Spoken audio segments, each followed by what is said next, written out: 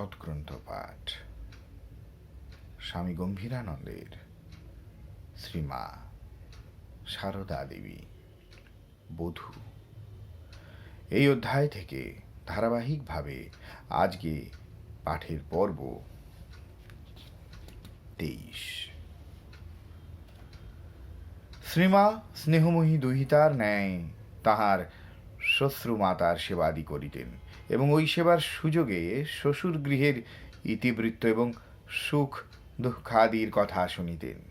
এইরূপে একদিন তাহার পৃষ্ঠে তৈলমর্দন করিতে করিতে শ্বশুরের যে অপূর্ব ধর্মনিষ্ঠাদির কথা শুনিয়াছিলেন, উত্তরকালে তাহারই উল্লেখ করিয়া জনৈক ভক্তকে সহাস্যে বলিয়াছিলেন, এমন আচারী বংশে জন্ম, আর কর্তা হলেন স্বয়ং কৈবর্তের বাড়ির পূজারী।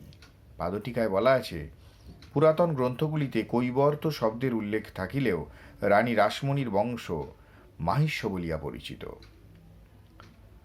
কামারপুকুরে থাকার অবকাশে শ্রীমা সন্তরণ, সঙ্গীত ও রন্ধনাদিতে পটুতা লাভ করিয়াছিলেন।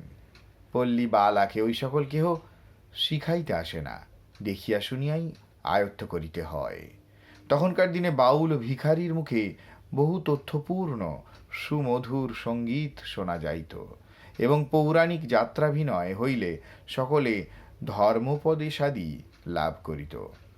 শ্রীমায়ের বাল্য শিক্ষা অনেকাংশে ওইভাবেই হইয়াছিল।